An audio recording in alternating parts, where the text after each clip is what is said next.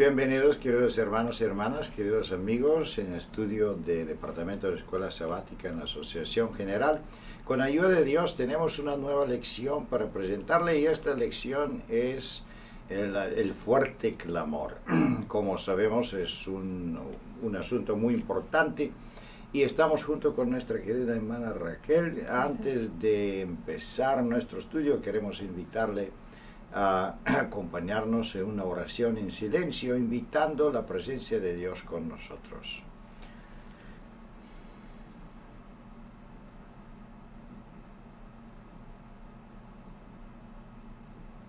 Amén. Vamos a hacer un repaso de la estructura de la lección, el fuerte clamor. Bueno, debemos siempre pensar que si tenemos visitas de personas nuevas en nuestra iglesia, debemos aclarar la terminología de esta lección, porque tenemos aluvia temprana, aluvia tardía, tenemos aquí el fuerte clamor. ¿Qué significa eso? Para nosotros como adventistas quizá es algo bien conocido, sin embargo para las personas nuevas es un tema difícil. Lo mismo se refiere de los mensajes angélicos, primer, segundo, tercer ángel. Para nosotros eso tiene un significado, sin embargo, para la visita quizá es una confusión. Seguimos más adelante con nuestra lección y vamos a ver que nuestra lección tiene tres partes. La primera parte es la caída de Babilonia, es la parte de introducción, y aquí podemos ver qué es Babilonia, por qué se llama Babilonia y por qué tiene un mensaje específico. En la segunda parte de la lección es la parte central prácticamente, es los pecados de Babilonia. ¿Por qué se llama caída Babilonia? ¿De dónde está caída? Y eso es una parte muy importante, especialmente para la visita, porque ellos necesitan comprender en el fondo de qué se trata y por qué es necesario dar este mensaje al mundo o en las iglesias caídas.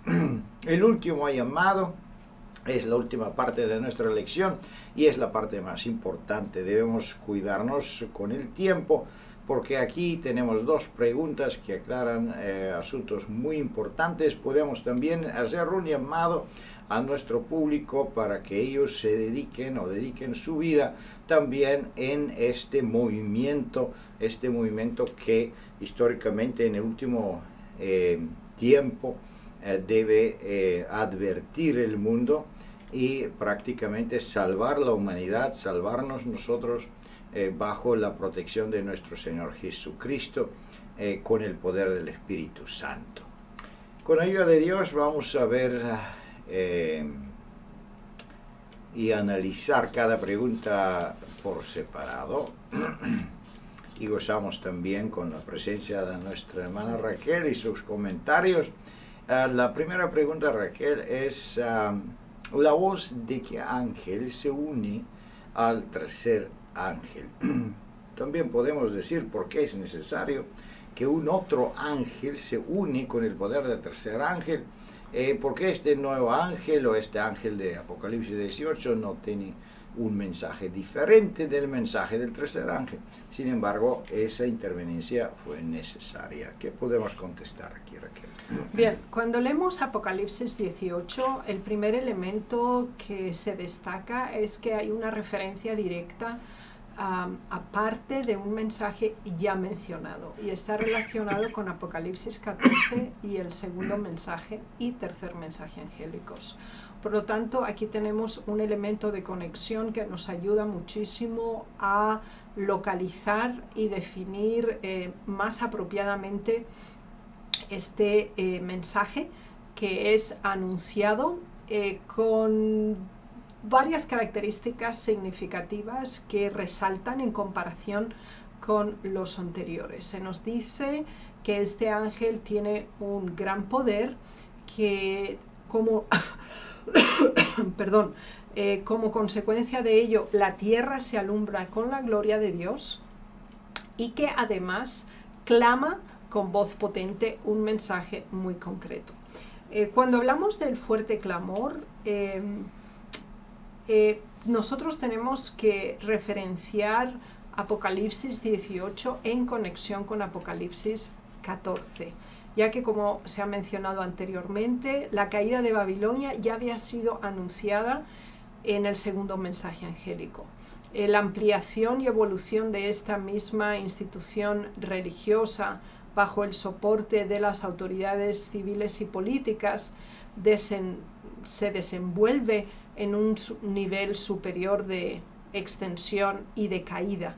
Por lo tanto, se nos habla ahora de una caída mayor en el tiempo y con adición de otras muchas instituciones paralelas, también religiosas, al respecto. Así que sí, en el segundo mensaje angélico se nos hablaba de la caída de las iglesias protestantes. Ya la católica hacía muchos siglos anteriores que se encontraba en ese mismo estado babilónico o de confusión.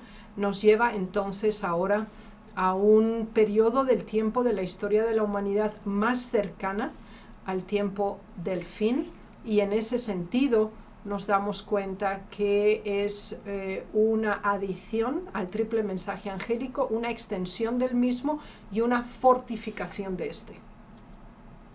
Muchas gracias, Raquel. Muy importante es esa primera pregunta como una introducción. También podemos decir que históricamente los tres mensajes angélicos tenían su aplicación. El primer mensaje fue el movimiento Mileritas, el segundo y tercer mensaje la Iglesia Adventista, y podemos entender por el desarrollo de los hechos que prácticamente esta organización no pudo terminar su propósito, no pudo llevar este mensaje con el poder que fue necesario. Por eso Dios necesitaba enviar un ángel adicional que prácticamente le da más poder y puede terminar la obra.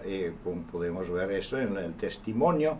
También dice, vi ángeles que apresuradamente iban y venían de uno a otro lado del cielo, que significa que es una obra que debe terminarse rápido, y Dios quiere que se aumente la velocidad. Obviamente eso tiene que ver también con el sufrimiento de la humanidad. Más tiempo dura esa preparación y esperar, más sufrimiento. Obviamente sufrimos nosotros aquí con guerras, enfermedades, problemas y otros asuntos terrenales. Seguimos con la pregunta número 2 y vamos a ver qué más se puede decir de esa Babilonia. ¿Qué representa la Babilonia espiritual? ¿Qué podemos contestar en esta Es bueno pregunta, Raquel? Hacer una pequeña introducción histórica acerca del concepto. El concepto Babilonia o Babel lo encontramos desde el primer libro hasta el último de la Biblia. Lo tenemos en Génesis, originalmente como el término puerta del cielo, que después se desdobla en el término confusión tras la diversificación de las lenguas, tras la inconclusa edificación de la Torre de Babel. Ahora, tenemos que conectar ese mismo concepto con la conexión que se hace simbólica de Babilonia como una mujer. Y sabemos por extensión que el término mujer simbólicamente en la Biblia se refiere también a instituciones religiosas. Por lo tanto, cuando hablamos de la Babilonia espiritual, estamos hablando de una institución religiosa apóstata, contraria a la voluntad de Dios y completamente opuesta a la verdad, pero que sin embargo goza de un gran reconocimiento, cuenta con un gran poder y aprecio.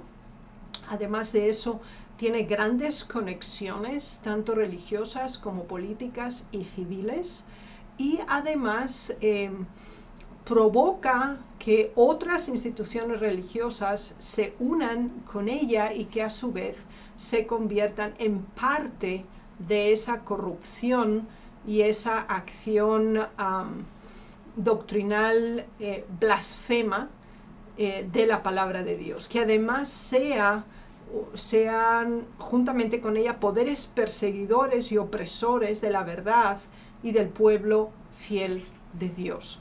Por lo tanto, cuando hemos desglosado cada una de estas simbologías, nos damos cuenta de algo realmente importante aquí, cuando se nos define como alguien que tiene el mayor control de población mundial, religiosamente hablando, porque se nos dice que está sentada sobre muchas aguas, y aguas es un símbolo de tribus, de pueblos, de multitudes, de naciones.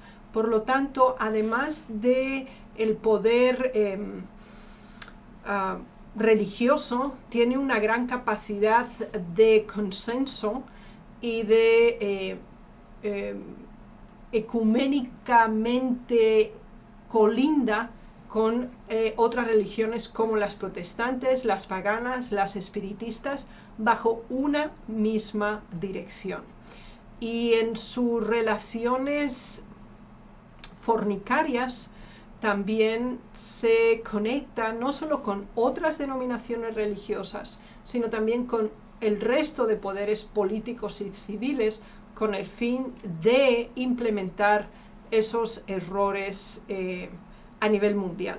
Por lo tanto, aquí estamos hablando de que el primero, el segundo y el tercer ángel traen mensajes que corresponden a la verdad presente del último periodo del mundo. Hablamos del santuario, hablamos del juicio investigador, de la ley de Dios, de la observancia del sábado, de la fidelidad a la pura y bíblica verdad representada en las Sagradas Escrituras, y en la permanencia a ese compromiso a pesar de cualquier circunstancia. Esto va llevando el ritmo de los eventos en el mundo religioso y en el mundo en general a un momento álgido o climático en esa relación iglesia-estado.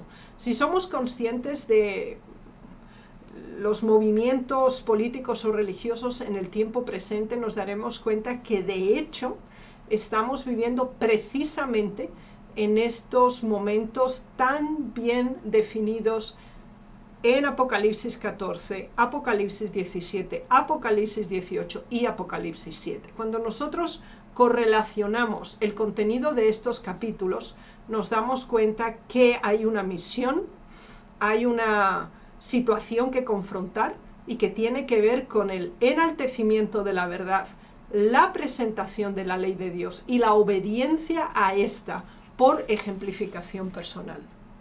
Muchas gracias, Raquel. Aquí tenemos un símbolo muy interesante, Babilonia la Grande, la madre de las rameras. ¿En qué sentido podemos entender este símbolo? Tenemos el símbolo de la mujer, que es obviamente una organización, una iglesia, una ciudad, pero en lo mismo tiempo tenemos una mujer que es infiel de su esposo. Obviamente, si una organización pretende de ser cristiana, el esposo es nuestro Señor Jesucristo, pero si una mujer es una ramera, es infiel de su esposo. ¿En qué sentido entonces Babilonia es infiel de nuestro Señor? Bueno, es porque ha tenido muchos esposos. ¿En qué sentido? Es que las iglesias caídas tiene una característica muy importante, que ellos están unidas con los poderes civiles, con los poderes políticos, y esto es exactamente el caso de Vaticano. La Iglesia Católica es ambos, poder político y poder religioso. Por lo tanto, están jugando un papel político también en este mundo. Se está juntando con los reyes del mundo y está intentando de hacer todos los movimientos posibles para complacer los reyes del mundo y también influenciar los reyes del mundo. Esto es una de las señales de una organización caída. No solo la Iglesia Católica, pero vamos a ver que la Iglesia Católica, esta madre tiene, es madre de rameras. Hay otras iglesias que hacen lo mismo. Y vamos a ver más adelante en desarrollo de la lección que esta unidad de Estado y Iglesia va a producir una crisis increíblemente grande y solo los preparados pueden sobrevivir en esa condición tan peligrosa. Pero vamos a ver la pregunta número 3. ¿De qué pecado se culpa la Babilonia? Vamos a ver qué dice aquí las Sagradas Escrituras. Bien, ya hemos mencionado Apocalipsis 17 y 18 y ahora tenemos estas otras dos citas, Marcos 7 y 2 de Timoteo 3, donde se destaca algo muy importante. Babilonia y sus afiliados o hijas, como instituciones religiosas, pretenden, anuncian y se conducen como practicantes de la verdad bíblica. Sin embargo, en la práctica, en la vivencia y en el diaria conexión con la verdad, niegan absolutamente el poder de la verdad en sus vidas, en la doctrina y en el conjunto de la institución. No por ninguna razón subjetiva, sino precisamente porque niegan, rechazan y obviamente en una forma abierta descualifican la ley de Dios como un elemento vinculante para el ser humano en el tiempo presente. Por lo tanto, eso lleva a todo tipo de desviaciones propias de la naturaleza humana, como son adulterios, fornicación, homicidio, avaricia, maldad, engaño, lascivia, envidia, maledicencia, soberbia e insensatez. Todo ello involucrado o incluido en los frutos de la carne y que procede en una forma natural del ser humano. Por lo tanto, siendo estos originados por una naturaleza pecaminosa, demuestra que no ha habido un renacimiento, no ha habido una nueva criatura nacida del agua y del espíritu y muerta a la carne y a la sangre. Y en ese sentido nos damos cuenta que es completamente ajena la doctrina, el comportamiento y el resultado práctico en la vivencia humana y del conjunto de la historia de la humanidad a lo que estas religiones han llevado a la sociedad presente. Muchas gracias, Raquel, es muy interesante. Bueno, podemos contar una lista grande de los pecados de Babilonia y especialmente aquí, como se menciona, fornicaciones, homicidios y todo. Bueno, de una forma más corta y unida es la descripción del testimonio. Prácticamente vi que desde Jesús dejó el lugar santo del santuario celestial y entró en el segundo velo. Las iglesias han estado llenándose de todo ave inmunda y aborrecible. ¿Qué significa eso? Podemos decir que eso no ha sucedido antes de este mensaje o de 1844. Obviamente la apostasía existía. Hasta el apóstol Juan advierte en su tiempo que eso se está sucediendo. Pero ¿qué podemos entender? Es que el mensaje del primer, del segundo y tercer ángel fue como una medicina para las iglesias en su tiempo, y las iglesias o los creyentes que lo aceptaron, ellos prácticamente tenían la opción y la posibilidad de unirse con Cristo otra vez.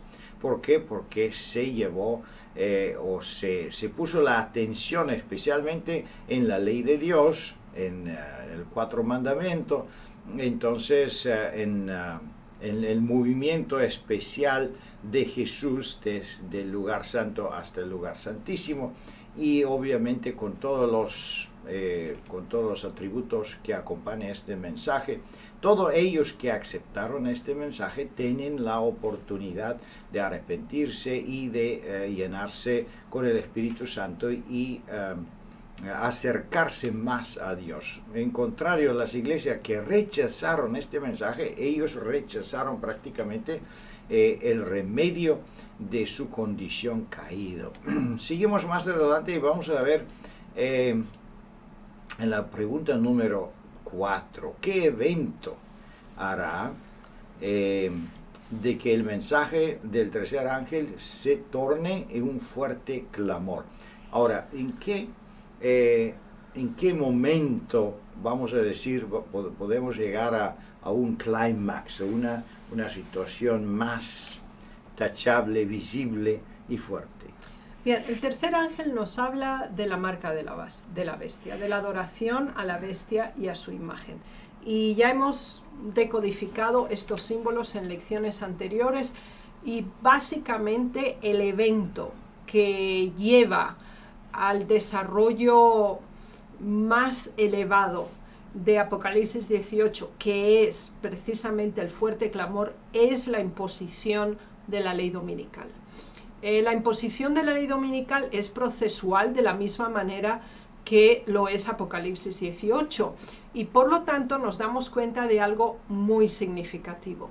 El hecho de que el poder civil imponga una ley bajo la influencia de los poderes espirituales apóstatas, sin distinción de clases sociales, nivel económico o base académica, que limita claramente la existencia del ser humano porque regula el comprar o vender, implica que se llega a un momento de absoluta definición para la humanidad.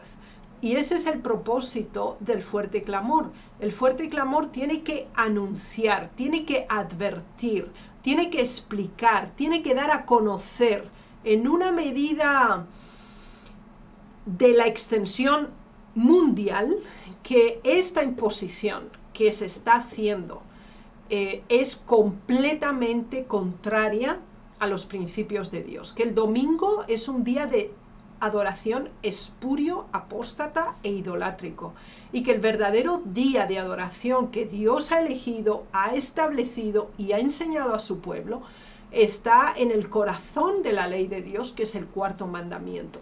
Entonces, cuando la presión social, religiosa y política es tan intensa por parte de los poderes dominados por Satanás, Dios actúa impulsando a su pueblo, fortificándole por el descenso de la lluvia tardía para ser cualificados y fortalecidos y llevar este mensaje a nivel mundial con una claridad absoluta y definitoria. La ley de Dios es validada, es vinculante y debe ser obedecida y cumplida. Muchas gracias, Raquel. Interesante aquí en la pregunta número 4, ¿qué evento? El evento es, bueno, obviamente la marca de la bestia, la posición que el pueblo de Dios debe tomar, pero ¿por qué este evento es tan especial? Hemos tenido otros eventos de persecución en el pueblo de Dios, como es la guerra civil, las guerras Primera y Segunda Guerras Mundiales, y bueno, hemos tenido personas perseguidas, mártires, que han dejado sus familias y órfanos porque ellos no querían unirse con esa aliación donde Dios no tenía nada que ver con ellos. Sin embargo, entendemos que aquí tenemos esta mezcla de religión y poder civil o poder político llega a un desarrollo tan grande que las iglesias caídas, que tienen ese privilegio de usar el poder político, entonces llegan a la conclusión que deben impulsivamente obligar las naciones que ellos pierde su libertad religiosa y sigue adorando en la forma que ellos quieren, especialmente en ese caso es la ley dominical. Eso significa que si en el tiempo pasado las personas que fueron perseguidos en Europa podían, por ejemplo, huir en Estados Unidos, donde Dios proveyó una tierra de libertad. Sin embargo, en este caso no vamos a tener esta oportunidad. La única forma de escapar a esta persecución va a ser prácticamente que Dios interviene de una forma divina. Por eso el pueblo de Dios no se dedica en esto a investigar dónde puede huir o qué tierra o qué país puede proveer más libertad religiosa. En contrario, se dedica a prácticamente a advertir todo el mundo, porque el Señor viene y el Señor va a intervenir en esa situación tan peligrosa. ¿Por qué? Porque si las naciones continúan y las iglesias caídas continúan en su poder, a forzar y obligar a las personas a creer que ellos quieren, entonces el plan de salvación prácticamente no puede desarrollarse. Por eso es muy importante que nosotros entendemos que eso es una señal no solo muy clara e importante, pero es una señal que es impulsiva para no solo la comprensión del mensaje, pues obligatoriamente hay que darse ese mensaje, porque no hay otra salida. Esta situación es como el pueblo de Israel, que estaba en una situación muy estrecha cuando el faraón perseguía el pueblo de Dios. De un lado estaban las rocas de las montañas que no pueden subir, y del otro lado el ejército del faraón. Entonces el pueblo ya no tenía otra opción.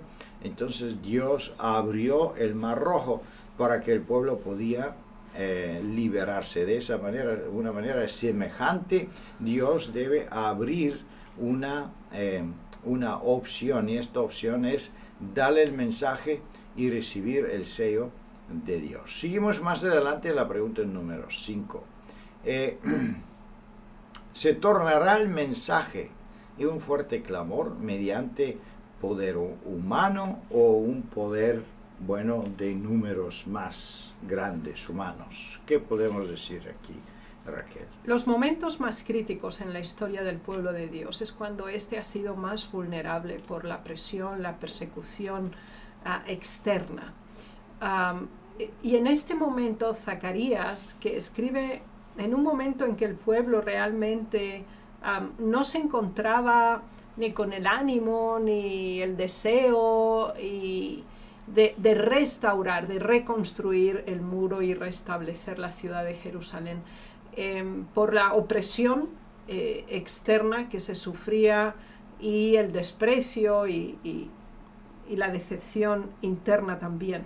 En este momento, cuando estamos viviendo en la institucionalización del domingo como único día universal de adoración, como una ley impuesta sin posibilidad de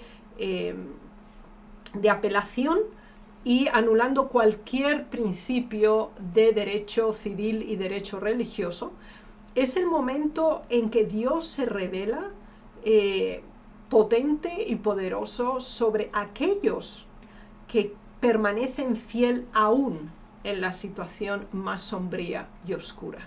Es justamente entonces cuando la luz de la verdad crece, aumenta y se desarrolla con su máxima extensión. El derramamiento de la lluvia tardía, la fuerza del Espíritu Santo sobre los fieles pueblos de Dios será lo que el Señor realice como una obra especial que capacite a su pueblo a llevar este mensaje. No será cuestión de cualificaciones, no será una cuestión de recursos humanos, no dependerá del financiamiento, los atributos o las cualidades personales, y mucho menos las cantidades voluminosas de miembros. Será una cuestión de fidelidad, de ungimiento y de obediencia. Y estos tres atributos deben formar parte de nuestra existencia presente y de nuestra experiencia religiosa diaria. Y debe tener la misma progresión dinámica y constante, de la misma manera que los eventos de la historia lo van a tener. Y el contraste entre la luz de la verdad, que se extiende, se expande y se da a conocer y alumbra a todo el resto de la humanidad, hace tanto más oscura, penumbrosa y terrorífica la gran mentira, la falsedad y la apostasía profunda que estas falsas religiones están intentando introducir. Por lo tanto, en una situación de vida o muerte, de fidelidad o desobediencia, es justo cuando cada uno de nosotros seremos probados y cuando cada uno de nosotros tendrá el privilegio de ser partícipe activo en el último acto que Dios da de gracia a este mundo a través de sus hijos fieles. Muchas gracias. Es interesante la descripción que tenemos aquí en los testimonios. Muchos dicen serán vistos corriendo de aquí por allá, impulsando por el Espíritu de Dios. Bueno, eso es una promesa de Dios y todas las promesas de Dios son sí y amén y deben cumplirse. La pregunta es, ¿quién de nosotros puede y quiere participar en este refrigerio, en este evento tan especial? La preparación para recibir la lluvia tardía la hemos tenido en la lección pasada. Ahí se hablaba de una dedicación diaria, una fidelidad en el poco que conocemos, porque entonces Dios viene y puede derramar una porción más grande de su Espíritu Santo. Por eso, queridos hermanos y hermanas, no hay que esperar tampoco el tiempo de la lluvia tardía y entonces pensar, vamos a ver si la vamos a recibir.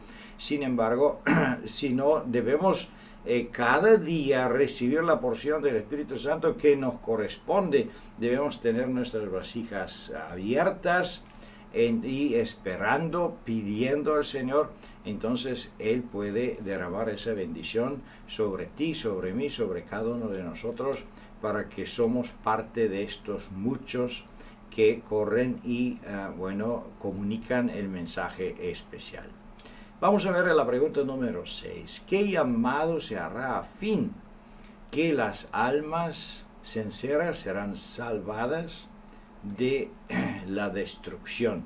Qué llamado tan especial y tan importante, porque la vida de muchos depende de este mensaje. ¿Qué podemos contestar aquí? Bien, Apocalipsis 18, 4 y 5 nos presenta las fases de la presentación de este mensaje y las reacciones y los resultados. El primer elemento dice, y oí otra voz del cielo que decía, es decir, el Señor usa a su pueblo, ese ángel que representa el movimiento, para que haga un anuncio, para que hable, para que comunique, para que transfiera información. Y esa información es obediencia a Dios o obediencia a las autoridades. Aceptación directa de la ley de Dios o aceptación de las leyes humanas o políticas del momento.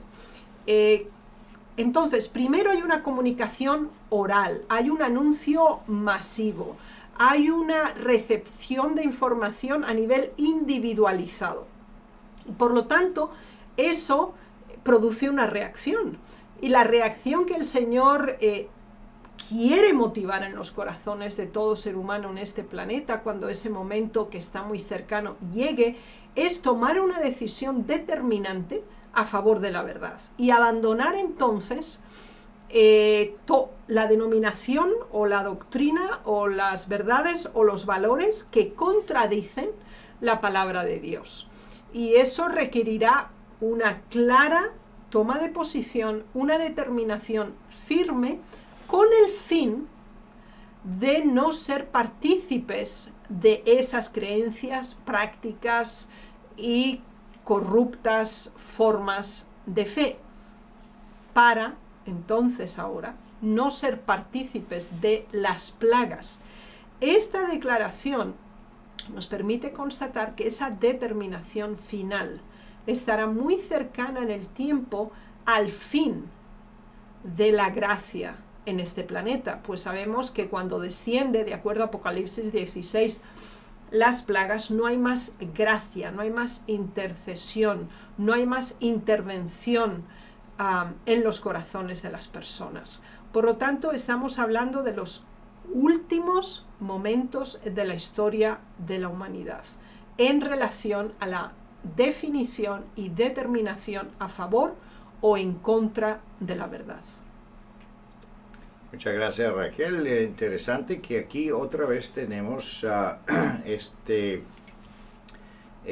multiplicación de explicación del texto, y en qué sentido tenemos este caso tenemos la aplicación de los textos espiritualmente, refiriéndose de la vida espiritual de cada uno de nosotros, y en lo mismo tiempo tenemos la aplicación histórica. Y vemos que este pregón o este clamor es prácticamente un mensaje específico, que es el mensaje de Jesús, nuestra justicia. Entonces, este mensaje históricamente se presentó en la Iglesia Adventista en 1888. Sabemos que hermana White habló de esto y de un crisis que se produjo dentro del pueblo, un zarandeo por personas que lo aceptaron y personas que lo rechazaron. Sin embargo, sabemos que los fieles siguieron luchando y se prepararon, porque vino una crisis de la tiempo de la primera y después de la Segunda Guerra Mundial, donde una mayoría grande de adventistas prácticamente se apartaron del camino. ¿Qué significa eso para todos nosotros? Eso significa que una preparación es absolutamente necesaria para recibir la lluvia tardía. Y hay un pueblo que fue elegido por Dios y fue enviado, este es el ángel de Apocalipsis 18, para preparar un pueblo, y que este pueblo recibe la lluvia tardía y puede advertir el resto del mundo. Ojalá todos podemos participar en esta obra gloriosa, porque el resultado de esta obra es también glorioso. Vamos a ver cuál será el resultado de este llamado. ¿Qué podemos contestar a eso? Bien, el resultado superará toda expectativa humana y corresponde al plan divino. Es decir, aquellos que permanecerán fieles, entre los cuales rogamos a Dios que seamos nosotros también, predicarán el mensaje con el poder que Dios les atribuye, con los medios que Dios les va a facilitar, y va a haber tomas de decisión, y va a haber determinaciones claras, y cada ser humano sobre este planeta tendrá la posibilidad, con pleno conocimiento, de determinar su grado de decisión a favor o en contra de la verdad. Ahora, los 144.000, el grupo fiel del último periodo de la historia humana, estará vivo recibiendo a Dios en las nubes, y por orden divina también resucitarán todos los salvos desde Adán. Por lo tanto, será un encuentro que superará toda perspectiva humana, y la descripción de la promesa que encontramos en Isaías es: porque si tu pueblo Israel fuere como la arena del mar, el remanente él volverá.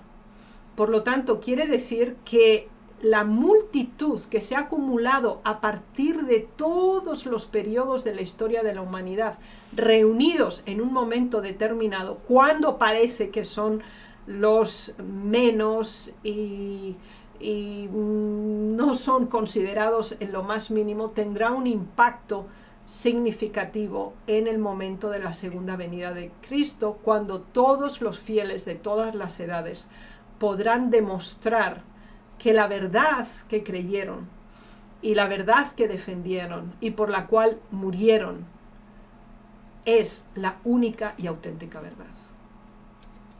Muchas gracias, Raquel. Aquí el segundo testimonio es muy hermoso, como todos otros testimonios, pero queremos enfatizar algo. Aquí dice: habrá muchos que saldrán de las filas del mundo y las diferentes iglesias, aún de la Iglesia Católica, cuyo sello extendrá el mucho, y así adelante. Bueno, entendemos que aquí este texto significa algo importante para nosotros. Me gustaría mostrarlo aquí en la pantalla. Vamos a ver que no solo en nuestra iglesia la gente pueden ser salvos. Dios tiene su pueblo en diferentes movimientos, en diferentes iglesias. Y cuando nosotros hablamos de Babilonia, debemos entender que estamos hablando de un sistema religioso que está condenado por el Señor. Sin embargo, tenemos personas fieles, de acuerdo del conocimiento que ellos tienen en todas las denominaciones. Y en este llamado último, cuando la injusticia va a empezar a reinar dentro de esas iglesias, unidas con los poderes políticos, entonces estas personas van a tomar su decisión. Es muy importante tener el espíritu correcto y la decisión necesaria, la cortesía necesaria cuando compartimos el mensaje, para que las personas puedan tomar la decisión correcta y salir de las filas de esas iglesias caídas. Que Dios le bendiga y le guarde, queridos hermanos y hermanas. Dios tiene un plan con usted, tiene preparado un poder sobrenatural para cada uno de nosotros si queremos seguir su plan de salvación. Con su ayuda podemos salir victoriosamente. Dios le bendiga y le guarde, y con ayuda del Señor nos vemos durante la próxima semana. Amén.